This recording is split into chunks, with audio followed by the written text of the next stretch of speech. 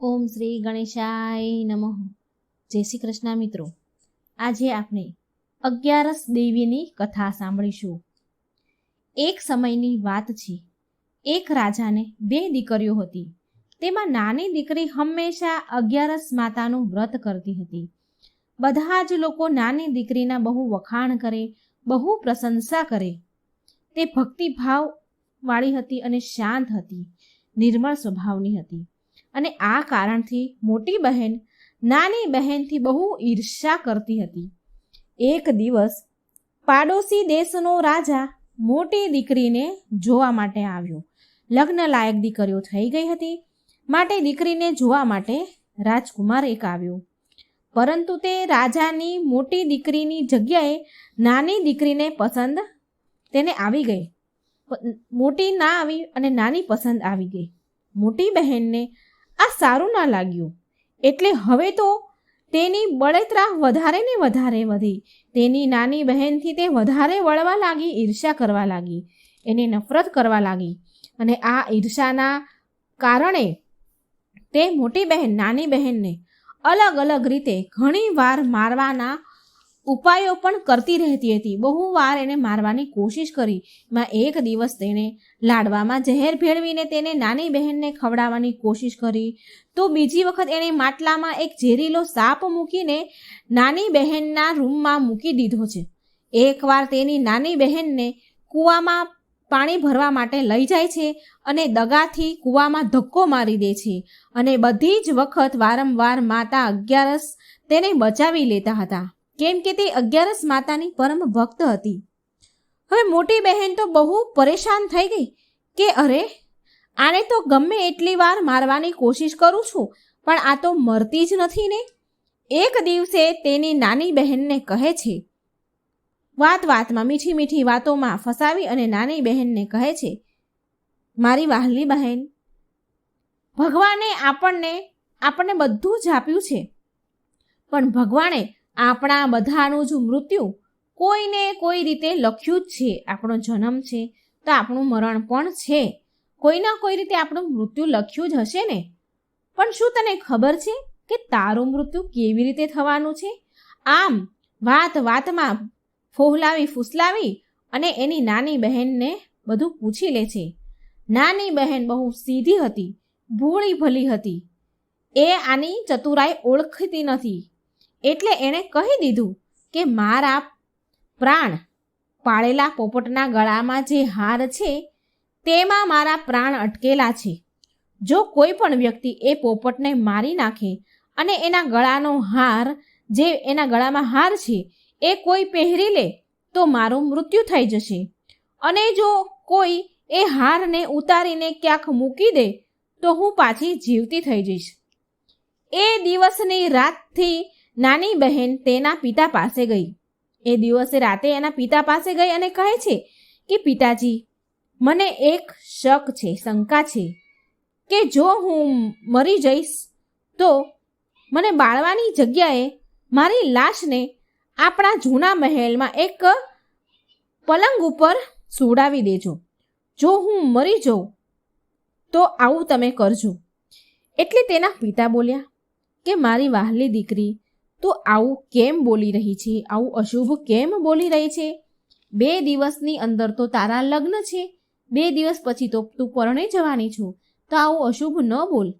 આ સાંભળી નાની દીકરી કહે છે, પિતાજી, સમયનો શું ભરોસો છે. આમ કહી તે ચાલી જાય છે. અને આમ લગ્નનો દિવસ પણ આવી ગયો. લગ્નના દિવસે મોટી બહેન નાની બહેનના પાળેલા પોપટને શોધે છે. 2 દિવસથી એ પોપટને શોધી રહી હતી, છતાં ન મળ્યો. પણ લગ્નના દિવસે પણ એ મોટી બહેન હજી પોપટને જ શોધી રહી છે, પણ તેને પોપટ ક્યાંય મળતો નથી. એટલામાં દરવાજા સુધી જાન આવી પહોંચી. અને આમ વરમાળાનો પણ સમય થઈ ગયો અને વરમાળાનો રિવાજ પણ રસમ પણ પૂરી થઈ. ફેરા ફરવાનો સમય થયો, ફેરા ચાલુ થયા. એવામાં મોટી બહેનને શોધતા બહેનનો પેલો પોપટ મળી ગયો. જેના ગળામાં હાર હતો એ પોપટ મળી ગયો.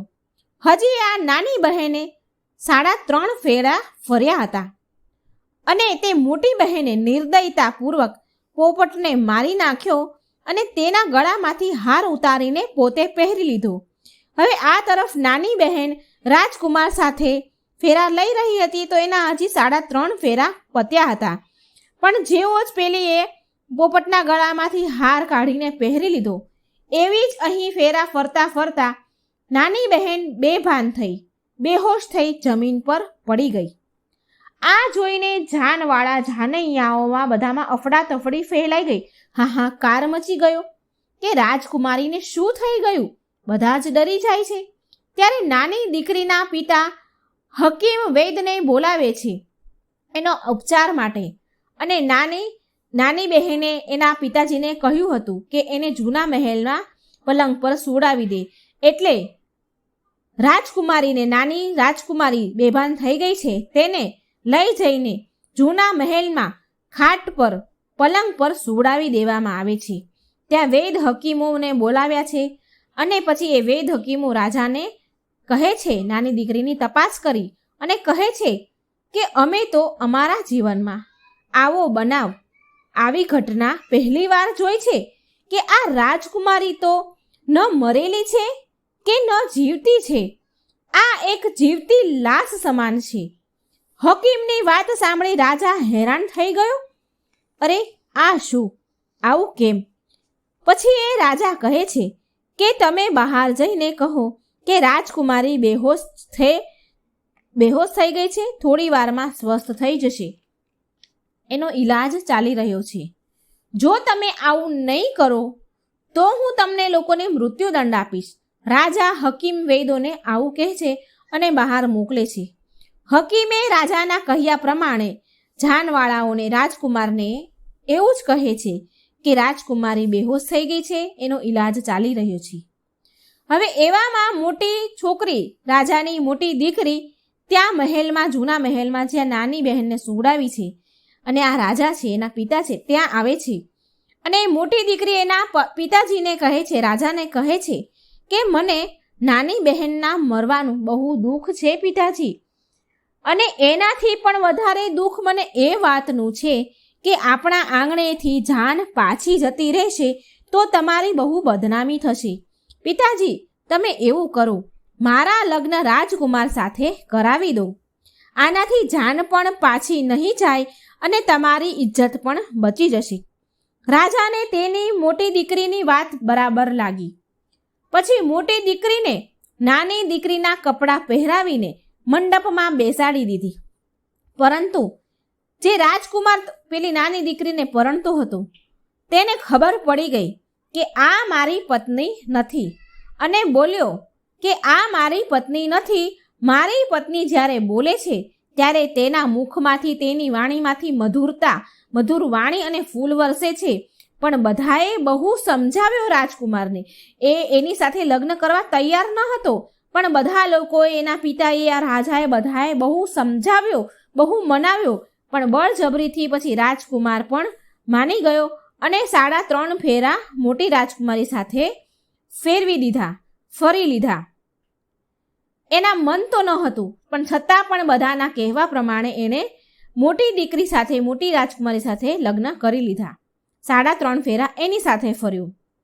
મોટી દીકરીને રાજકુમાર સાથે વિદાય કરી દેવામાં આવી. પણ રાજકુમાર મોટી રાજકુમારીના હાથથી ના તો પાણી પીવે છે અને ના તો એની સાથે કોઈ વાતચીત કરે છે અને ના કોઈ પણ વાર એના હાથનું ભોજન પણ ખાય છે. પાણી પણ એના હાથથી નથી પીતો, કારણ કે એને એના મનથી લગ્ન નહોતા કર્યા. રાજકુમારના મનમાં તો પેલી નાની રાજકુમારી જ વસેલી હતી. રાજકુમાર મનમાં વિચાર કરે છે કે અરે, મારી પત્ની સાથે શું થયું હશે, તેને અચાનક આવું કેમ થઈ ગયું. થોડો સમય ગયો. એક દિવસ રાજકુમાર બહુ દુઃખી મનથી ઘોડા ઉપર બેસીને જઈ રહ્યો હતો. તો ઘોડો ત્યાં જઈને ઊભો રહી ગયો જ્યાં રાજકુમારીના અધમરી લાશ હતી, રાખવામાં આવી હતી. તેના પિતાજીના જૂના મહેલમાં આ રાજકુમારીની લાશ ત્યાં સુવડાવેલી હતી. રાજકુમાર ઘોડાને આગળ ચાલવાની બહુ કોશિશ કરે છે પણ ઘોડો તો ચાલવા તૈયાર જ ન થયો. ઘોડો ત્યાં જ અટકી ગયો, એક ડગલું પણ આગળ ન ચાલ્યો. એટલે રાજકુમાર વિચારમાં પડ્યો કે ઘોડો અહીં કેમ રોકાઈ ગયો છે? કોઈ તો કારણ જરૂર છે, કંઈક વાત તો છે કે ઘોડો અહીંથી એક ડગલું આગળ નથી વધી રહ્યું. પછી કંટાળીને રાજકુમાર ઘોડા પરથી નીચે ઉતર્યો અને મહેલ પાસે ગયો. ત્યાં એક ચોકીદાર ઊભો હતો. રાજકુમારે ચોકીદારને પૂછ્યું કે આ કોનો મહેલ છે? તો તે ચોકીદારે કહ્યું કે આ જૂનો મહેલ છે, આ રાજાનો અમારા જૂનો મહેલ છે. એને તેનું નામ પણ દીધું. ત્યારે રાજકુમાર સમજી ગયો કે આ તો મહેલ મારા સસરાનો છે. ત્યારે રાજકુમારે અંદર ગયો. ત્યાં એક પલંગ પર કોઈ સૂતું હતું. ત્યારે રાજકુમારે ચોકીદારને પૂછ્યું કે આ કોણ સૂઈ રહ્યું છે પલંગ પર? ત્યારે ચોકીદાર બોલ્યો કે આ રાજાની નાની દીકરી છે, નાની રાજકુમારી છે, જેના લગ્નના દિવસે તે બેભાન થઈ ગઈ હતી, બેહોશ છે, અધમરી છે, એટલે એને અહીંયા સુવડાવવામાં આવી છે.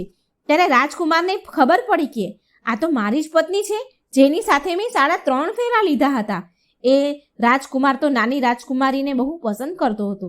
ત્યારે રાજકુમારે ચોકીદારને કહ્યું, મારા અહીં આવવાના વિશે હું અહીં આવ્યો છું, આ જાણ તમે કોઈને જ કરશો નહીં. હું તને બહુ બધું ધન આપીશ. એટલે ચોકીદાર માની ગયો.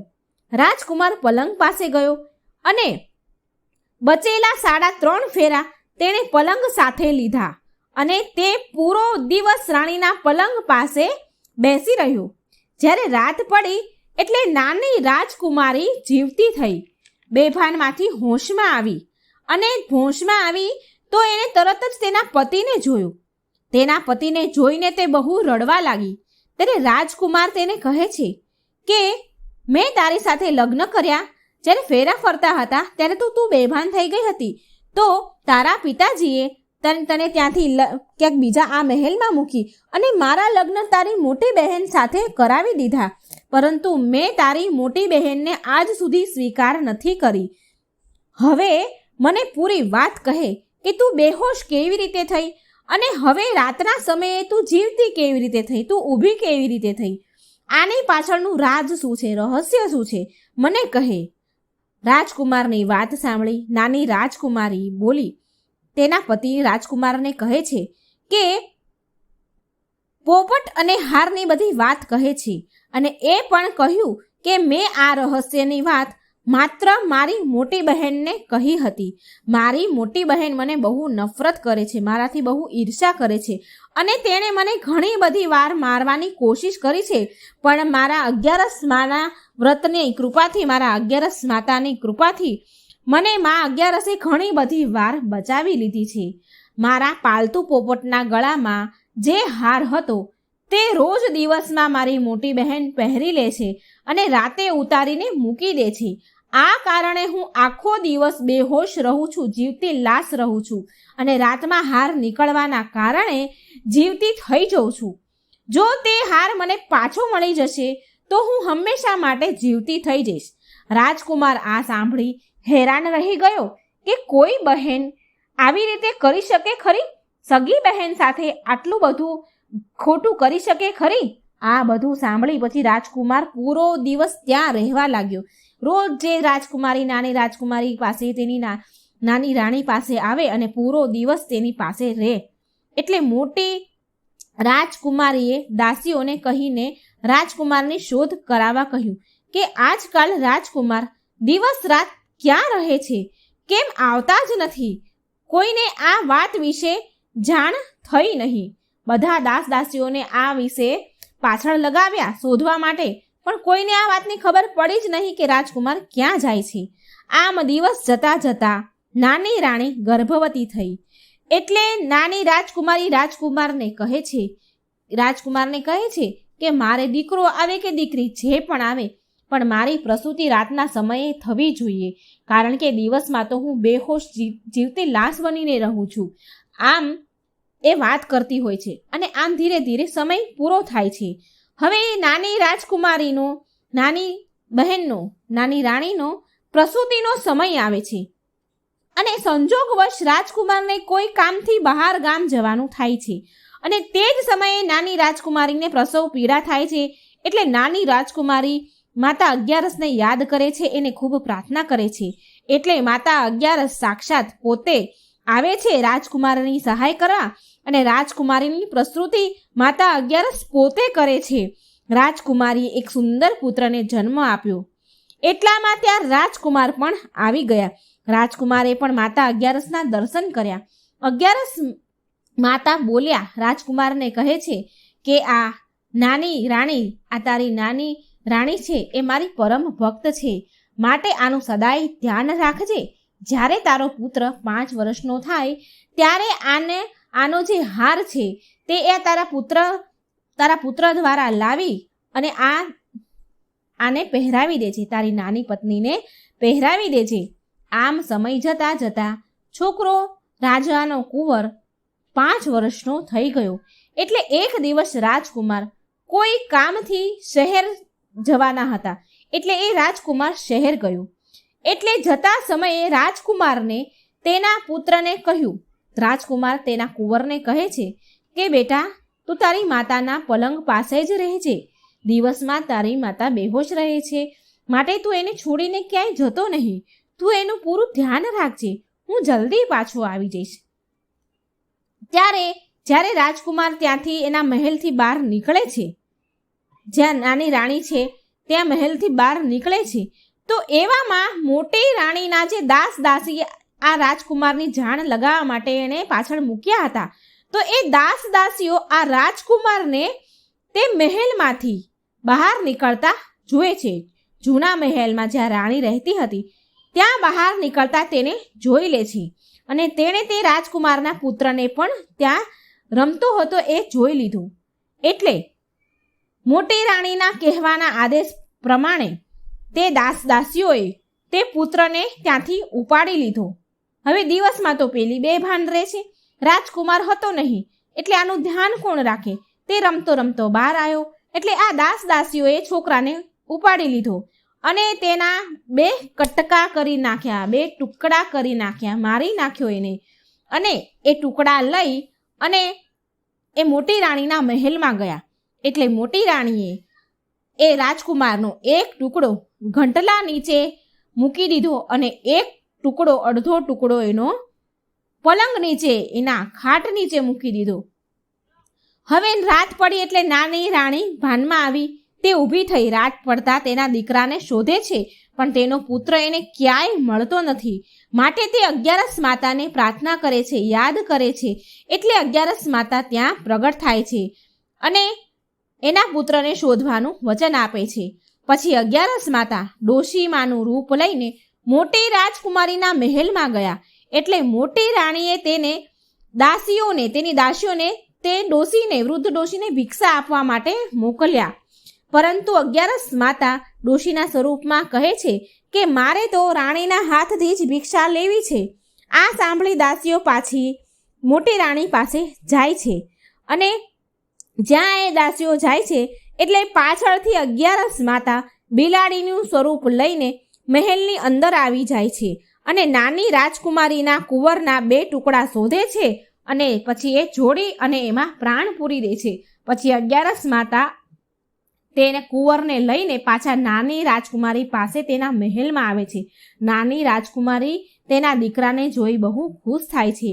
પછી માતા અંતર ધ્યાન થઈ ગયા, અગિયારસ દેવી અંતર ધ્યાન થઈ ગયા. આમ ધીરે ધીરે સમય જતા એક દિવસ રાજકુમાર તેના પુત્રને નાની રાણીના પુત્રને લઈને મહેલમાં આવે છે મોટી રાણી પાસે, મોટી રાજકુમારી પાસે, અને તે મોટી રાણીને કહે છે કે જો તું આ બાળક મારા સંબંધીનો દીકરો છે, મારા દૂરના સગા છે એનો દીકરો છે, જો તું આ બાળકને સારી રીતે સાચવીશ અને પ્રેમ કરીશ તો કદાચ એવું બની શકે કે હું તને પ્રેમ કરું, મારા મનમાં તું વસી જાય, મને તારા ઉપર પ્રેમ આવી જાય, હું તને સ્વીકારી લઉં, જો તું આ પુત્રને સારી રીતે સંભાળીશ તો. એટલે તે મોટી રાણી બહુ જ પ્રેમથી તે બાળકને મહેલમાં રાખે છે. તે તો ખુશ થઈ ગઈ. તે બાળકનું પૂરું ધ્યાન રાખે છે, એને સાચવે છે, ખવડાવે છે, રમાડે છે, પીવડાવે છે.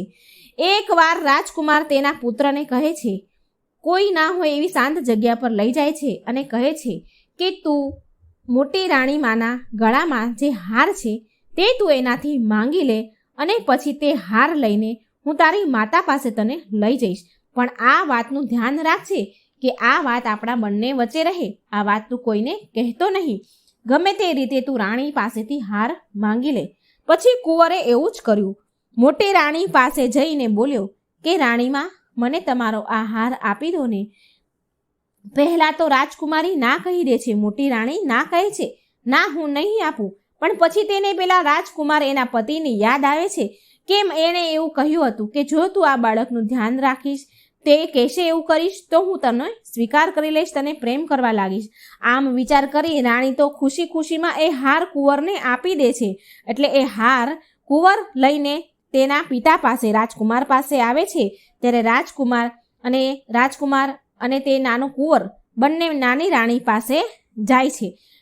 મોટી રાણીને કહેતા જાય છે કે હું ખુશ છું તારાથી. આજે હું તારા હાથેથી જમીશ. તું ભોજન બનાવ, એટલી વારમાં હું આવું છું. હું થોડી વારમાં જ આવી જઈશ. એટલી વારમાં તું તૈયાર કર ખાવાનું. આમ સાંભળી રાણી તો ખુશ થઈ ગઈ. એની ખુશીને તો કોઈ ઠેકાણું જ ના રહ્યું. આ તરફ હાર લઈને રાજકુમાર અને કુંવર બંને નાની રાણી પાસે જૂના મહેલમાં આવે છે અને બેહોશ થયેલી રાણીને હાર પહેરાવી દે છે. અને પરિણામ સ્વરૂપ નાની રાણી જીવતી થઈ ઊભી થઈ. પછી રાજકુમાર નાની રાણી અને કુંવરને લઈને પાછા રાજકુમાર તેના પોતાના રાજમહેલમાં આવ્યા, જ્યાં મોટી રાણી રહે છે. અને મોટી રાણીને રાજકુમાર તેના પિયર મૂકવા જાય છે. રાજકુમાર તેના સાસરે ગયો મોટી રાણીને મૂકવા માટે અને તેના સસરાને બધી જ વાત વિસ્તારથી કહી. અને આ બધું સાંભળી અને રાજકુમારના સસરાને નાની રાણી મોટી રાણીના પિતા રાજાને બહુ દુઃખ થયું અને રાજકુમારથી ક્ષમા માંગે છે. 11 માની કૃપાથી નાની રાજકુમારીના ભાગ્ય ખુલી ગયા. તેનું જીવન સુખમય બન્યું. 11 માતાનો આવો પ્રભાવ છે. બોલો 11 માતાની જય. અને 11 એક દેવી છે. આપણે હરેક 11 કરીએ છીએ, એકાદશી કરીએ છીએ તો એ એક દેવી છે.